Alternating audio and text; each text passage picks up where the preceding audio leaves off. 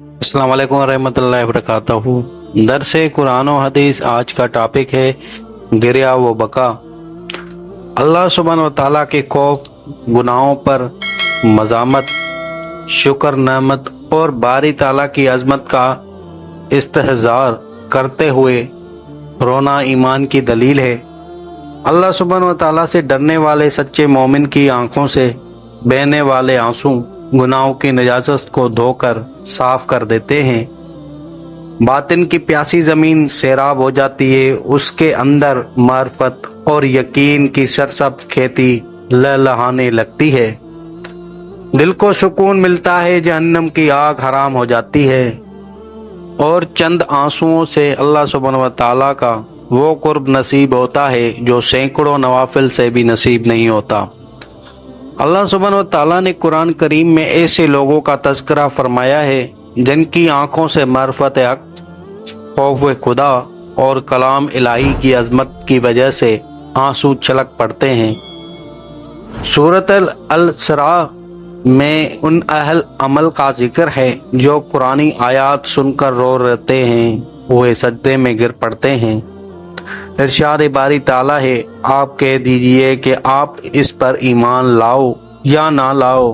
बहर सूरत जिन लोगों के इससे कबल इल्म दिया जा चुका है, जब ये उनके सामने पढ़ा जाता है वो ठोड़ियों के बल सजदे में गिर पड़ते हैं और कहते हैं कि पाक है हमारा परवरदिगार, बेशक हमारे परवरदिगार का वादा जरूर पूरा होकर रहता है। और ठोड़ियों के बल गिरते हैं रोते हुए और ये कुरान उनका खुशू और बढ़ा देता है। सरवरे दो आलम हज़रत मोहम्मद मुस्तफ़ा सल्लल्लाहु अलैहि वसल्लम की मुख्तलिफ अहादीस में भी खशियत इलाही की वजह से गिरिया व बका की फजीलत बयान हुई है।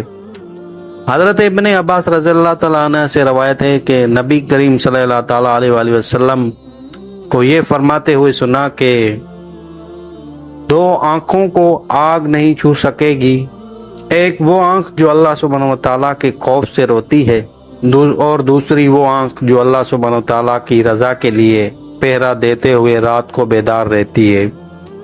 हज़रत अबू हुरैरा रज़ियल्लाहु तआला अन्हु से रवायत है कि रसूल पाक सल्लल्लाहु अलैहि वसल्लम ने फरमाया, जो शख्स अल्लाह सुब्हानहू व तआला के खौफ से रोता हुआ दोज़ख में नहीं जाएगा ता वो कतिया दूध थनों में वापस चला जाएगा और अल्लाह सुब्हानहू व तआला के रास्ते का गुबार और जहन्नम का धुआं एक जगह जमा नहीं हो सकते। आने हज़रत मोहम्मद मुस्तफ़ा सल्लल्लाहु अलैहि वसल्लम ने महज आह व बका के फ़ज़ाइल ही बयान नहीं फरमाए, बल्कि आप अपनी अमली ज़िंदगी में अल्लाह सुब्हानहू व तआला के खौफ और अज़मत व हैबियत की वजह से कसरत से रोने वाले इंसान थे। हज़रत अब्दुल्ला बिन शखीर रज़ियल्लाहु तआला अन्हु से रवायत है कि मैंने रसूल पाक सल्लल्लाहु अलैहि वसल्लम को नमाज पढ़ते हुए देखा। आपके सीने में शिद्दत गिरिया की वजह से ऐसी आवाज़ निकल रही थी जैसे हंडिया के उबलने की आवाज़ होती है। उलमा ने रोने की कई किस्में बयान फरमाई हैं। हम उनके इक़साम को मुख्तसर वज़ाहत और बाज़ अक़वाल और हकायात के साथ झील में दर्ज करते हैं। अल्लाह सुब्हानहू व तआला के खौफ से रोना। अल्लाह सुब्हानहू व तआला वालों के दिल में अल्लाह सुब्हानहू व तआला की अज़मत और किबरियाई की वजह से उसका खौफ पैदा हो जाता है, जिसकी वजह से उनकी आंखें सील रवां की सूरत इख्तियार कर लेती हैं।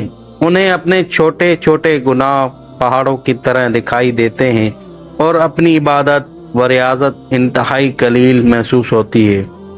उनमें से साला साल रातों को जाकर जिक्र व फिक्र और इबादत व तलावत में मसरूफ़ रहे, लेकिन उसके बावजूद दुनिया से रुखसत होते हुए उनकी ज़बान पर यही था, मा अबदनाक हक इबादतक, हे अल्लाह माफ़ कर देना, हमसे तेरी इबादत का हक अदा नहीं हो सका।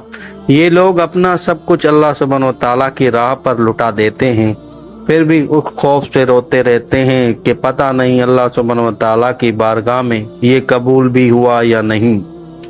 तलावत के वक्त रोना। जिन लोगों के दिल में कलाम अल्लाह की अजमत होती है और उनके सीने में ईमान के नूर से मुनव्वर होते हैं, اور انہیں یوم الجزا کی گرفت اور رب ذوالجلال کی گھبرائی اور بے نیازی کا احساس ہوتا ہے۔ وہ جب قرآن پڑھتے اور سنتے ہیں تو ان کی آنکھوں سے آنسو چھلک پڑتے ہیں، ان کے جسم کے رونگٹے کھڑے ہو جاتے ہیں اور ان کے دل کانپ اٹھتے ہیں۔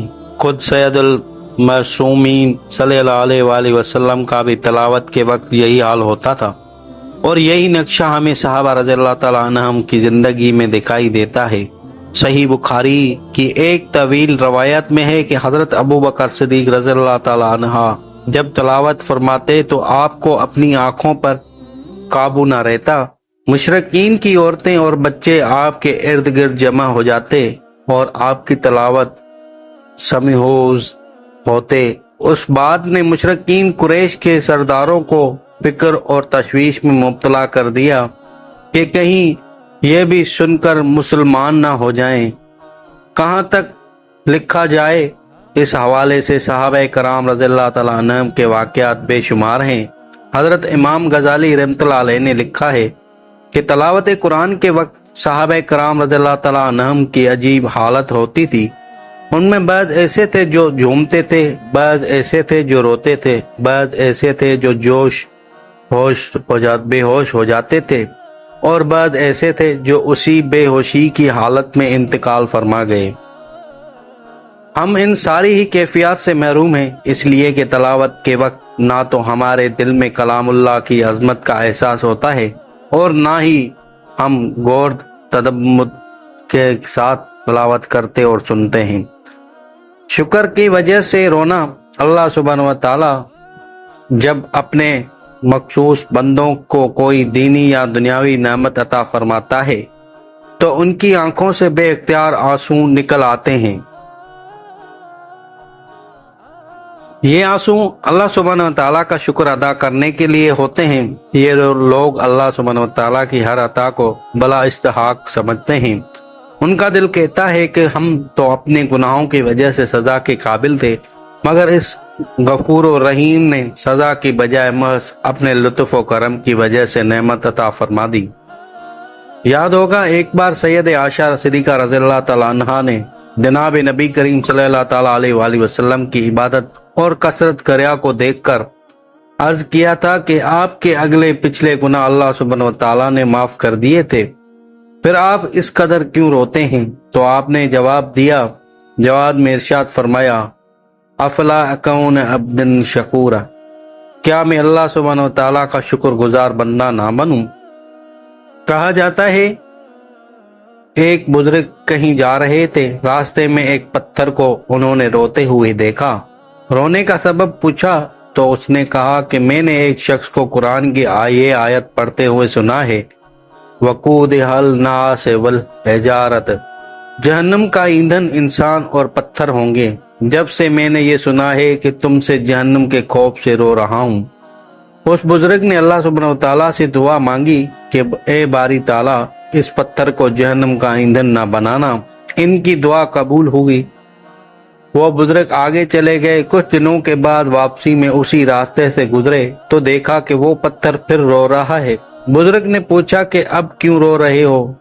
تو اس نے جواب دیا، ذالک بکال خوف وہذا بکال شکر والسرور، وہ پہلا رونا خوف کی وجہ سے تھا اور یہ رونا جہنم سے آزادی ملنے پر خوشی اور شکر کی وجہ سے ہے۔ کسی عزیز کی جدائی پر رونا، شرعی حدود کے دائرے میں رہتے ہوئے عزیز و اقارب کی وفات اور جدائی پر بھی رونا جائز ہے۔